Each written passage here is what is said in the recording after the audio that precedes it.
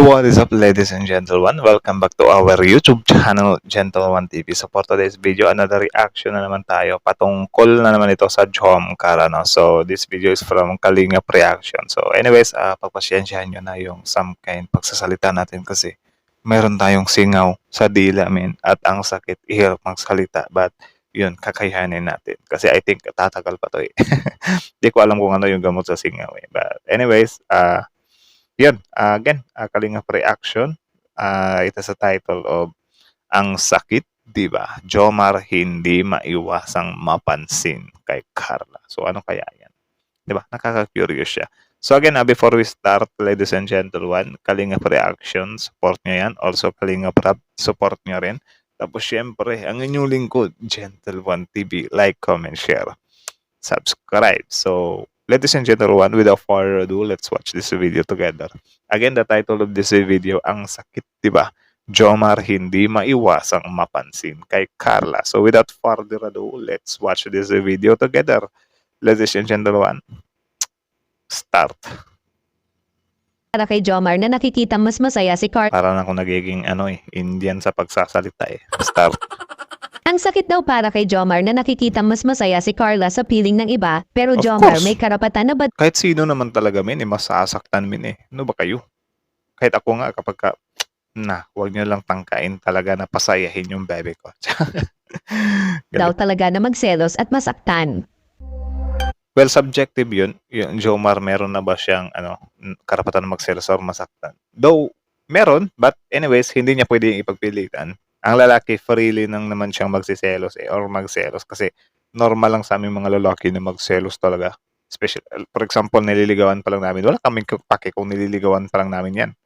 Basta kapag may magpapasaya sa kanya, magsiselos talaga kami. But sometimes, there's some kind healthy competition about that. For example, naliligaw ka sa taong yan.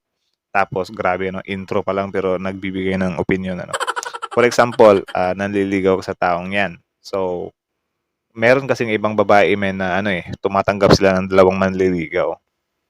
Tapos ngayon, syempre, ang lalaki kasi minsan kapag walang challenge sa buhay or hindi sila nata-challenge sa babae, hindi na gaano siniseryoso. But if ever na meron kang some kind karibal, parang dun ka magiging oh my goodness, hindi ako papayag. Gagawin ko talagang lahat. Mapanalo ko lang siya. Maipanalo ko lang yung puso niya, di ba?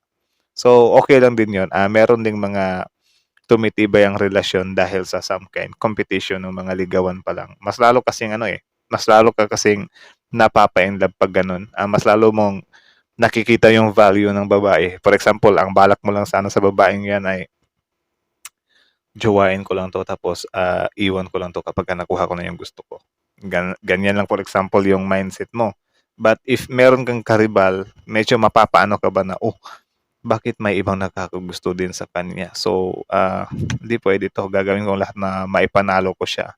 So, parang nasasabi mo na sa sarili mo na, since binuhos ko na nga lahat nung naliligaw ako dito hindi rin basta-basta yung ginawa ko para lang mapasagot ko to tapos lolokohin ko lang. It's a no. So, something like that. Alam nyo na yung ibig ko sabihin. Something like that. Intro pa lang eh. So, Kalingap Reaction, support niya yan. Pasensya na guys, madaldal talaga tayo. Magandang araw po muli mga ka-Jomcar at maraming salamat po sa inyong walang sawang suporta sa Jomcar. Maaaring tapusin po muna ang video para maunawaan ng lubos ang ating ihatid na kwento sa inyo. Grabe, pa-sexy na din si Carla ng pa-sexy. So, tapusin daw yung video. Watch till end. So, also, Kalingap Father and Son, support niya rin. Alam naman natin kung paano nasasaksihan ng ilang mga Jomcar fanatic kung paano daw naging masaya ang mga ito sa harap ng camera. At kitang-kita naman talaga kung paano rin suportahan ni Jomar si Carla kung ano ang mga dapat gawin para maging mas maganda at magiging kaaya-aya ang bawat eksena na ating makikita sa kanilang mga vlogs. Ngunit sa kabila pala daw ng mga magagandang eksena na ating nakikita, ay meron talagang napapansin ang ilan na tila mas masaya pa raw si Carla pagkasama ang iba kaysa kay Jomar. No, it's some kind subjective. Paano mo naman nasabi? Paano man naman nila nasabi na mas masaya si Carla kaysa kay Jomar? 'Di ba? Yung pagiging masaya kasi ng isang tao is subjective yan eh. For example, Joker, 'di ba? meron tayong tinatawag na, for example, meron kang jowa na lalaki. Yung jowa mong lalaki, of course, matatawa ka, patatawanin ka niyan. Like, yung mga corny jokes niya, matatawa ka kasi, mahal mo yung taong yan tapos nagko-corny jokes. Minsan kasi, nakakatawa yung corny jokes kapag mahal mo yung isang tao na parang malapit siya sa'yo ba, ano ba yung jokes mo, corny, pero napapatawa ka. So, masaya ka na nun.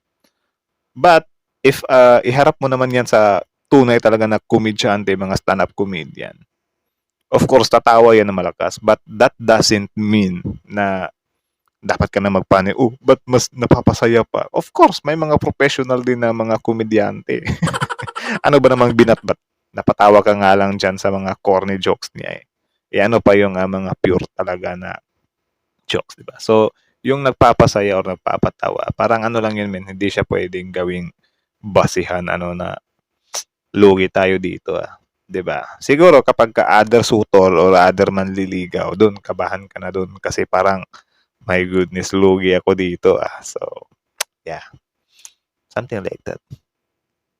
Pero wala naman po tayong nagiging conclusion sa mga napapansin ito ng iba dahil sa baka itong kanilang mga napapansin ay sadyang nasa punto lang na kung minsan wala sa mood si Carla na baka may malalim na iniisip. Pero kung atin namang lookan pa na mas malalim ay hindi naman siguro sila magtatagal ng ganito katagal kung hindi nagiging masaya si Carla sa piling ng kapartner. Wait lang Ang ganda din pala ni Carla kapag halimbawa tutupakin siya or yung may attitude siya kunyari.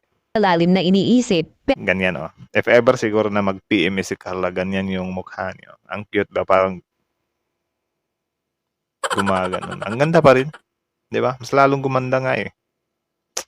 Kasi minsan yung mga babae kapag tinutopak or nag-PPMS, ang sarap nilang asarin din eh. Yan nga lang, tayo lang din yung magsasuffer after nun kapag hindi natin sila napapatahan. Di ba? Like, man, that's crazy. So, pikunin nyo ang jowa nyo at your own risk. Yung kaya nyo lang na bawiin. Kasi kung hindi, wala talaga. WW3 malamang. Pero kung atin namang lookan pa na mas malalim ay hindi naman siguro sila magtatagal ng ganito katagal kung hindi nagiging masaya si Carla sa piling ng kapartner nitong si Jomar. At ang Agree. mga masasayang sandali na ipinakita ni Carla sa ibang mga kasama ay tanda lang na marunong si Carla makisama at rumispito sa mga taong nakapalibot sa kanya at kahit ano pa ang mga naging komento nila patungkol sa napapansin nila kay Carla ay mananatili at magpapatuloy pa rin ang Jomcar na magpakita ng saya at pagpapakilig sa karamihang manunood ng Kalingap. Kaya Yun. naman Jomar, Doon pa lang sa mga skits nila, sobrang na-appreciate ko na yun. Kayo, na-appreciate nyo din ba yung mga acts nila? Comment down below. hindi nakatakas sa tanong kung patuloy pa ba daw siyang nanliligaw kay Carla. Sir, Wala na yan. naniligaw po pa talaga si Jomar. Hindi na po naniligaw si Kuya Jomar. Parang kalbo si Kuya Jomar dito. Kita nyo yung nasa ibabaw ng CTTO. O, diba? Para siyang kalbo. Bagay naman pala din sa kanya yung kalbo eh. Ewan ko kung nakikita nyo ba. Pakita ko sa inyo. Parang Yan Ba't ayaw na mag-zoom? Ba, ganyan. Ewan ko kung nakikita nyo. Hala kayo dyan. Ulit. Kaya naman Jomar hindi nakatakas sa tanong kung patuloy pa ba daw siyang nanliligaw kay Carla. Sir, naniligaw po pa talaga si Jomar. Hindi na po naniligaw si Kuya Jomar. Boom. Kasi, Nabooking. Ano daw? kung naniligaw ka daw, Wala nabooking na. kung naniligaw ka, hindi na po siya naniligaw, hindi pa po ba halata sa mga vlogs, sa mga upload ni Kalinga Prab. Wala na. Ni-reveal na tuloy. Sabi ko na nga ba eh. Kasi minsan talaga yung tropa natin matabil yung mga dila eh. Like, unstoppable eh. Minsan talaga kapag katropa mo na yung hahawak sa mga sikreto mo. Like, yung mga ganitong sikreto kasi ay siya eh. Some kind, okay lang na maipalabas, okay lang na hindi. Pero na lang siguro sa mga sikreto na sobrang private na tapos pinapalabas ng tropa, parang foul yun. Pero yung mga ganito na may konting asaran, di ba? Like, mapapaisip ka na talaga na, oo nga no. May pa Titanic po, may pa Don Zolveta. Yeah. You see, ano na daw po ito, what you see is what you get na daw po. So, So that's it. That's from Kalingap Reaction. So supportahan nyo yan, guys. So also, Kalingap Rob, don't forget to support to. Also, before you leave, Gentle One TV. Don't forget to subscribe, of course, our YouTube channel. Subscribe. So I think hanggang dito na muna, ladies and Gentle One. Thank you so much for watching. How about you? What can you say about this video? Comment down below. Tapos yun, pag-usapan natin yan sa comment section. So yun nga, patungkol nga doon sa usapin kanina na may karapatan ka pang magselos kapag ka manliligaw ka pa lang. Of course, meron kang karapatan sa sarili mo or okay lang magselos kasi normal lang talaga yan. 'Di ba? Tsaka sobrang, yun, sometimes kasi yung babae kapag ka hindi ka nagsiselos, merong mga babae na to-turn off sa mga lalaki na hindi nagsiselos. Kasi, syempre, hindi ko nila lahat but I think mostly sa mga babae kapag ka nakita nila yung boyfriend nila na siloso, parang they find it cute or they find it na, oh, concern sa akin to, parang territorial to, parang aso to, na territorial, something like that, na parang aso to, poprotektahan yung isang aso niya, something like that, diba? Kinumpara sa aso eh. So, yeah, something like that, diba? So I think okay lang naman siguro maging siloso kapag bago pa lang talaga kayo or nasa ligawan stage. Cute pa yun tingnan. Pero kapag tumagal na kayo or matagal na kayo, syempre, dapat marunong din kayong mag-adjust, di ba? Na, wag naman masyadong siloso, babe. Sapakin kita dyan eh. Baka gaganyanin ka na ng babae mo, di ba?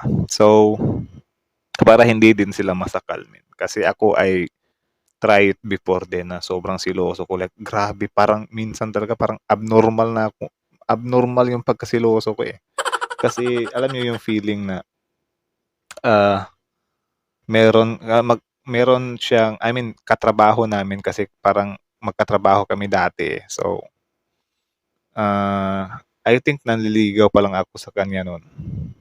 Kalimutan ko na. Tapos,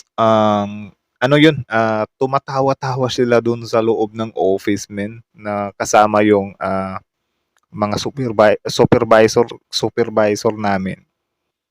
Nagtatawanan sila doon sa loob. Tapos ako, grabe, umaapo yung dito ko. Parang, grabe, silos talaga ako, Like, after nun, kinumpronta ko talaga na, ba't ganun?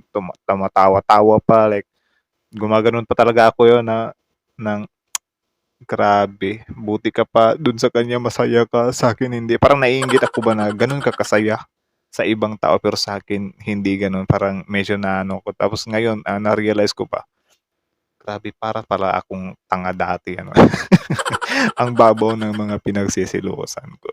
Something like that ba? So, minsan, wag mong sagarin din yung pagkasiloso mo. So, ayun, that's it, ladies and gentlemen. Thank you so much for watching. Again, Kalingap Reaction, Kalingap Rob, Gentle One TV, like, comment, share, subscribe. So, thank you so much for watching. See you on our next video. Again, ladies and gentlemen, thank you so much for watching. Like, comment, share, subscribe. Gentle One TV is out.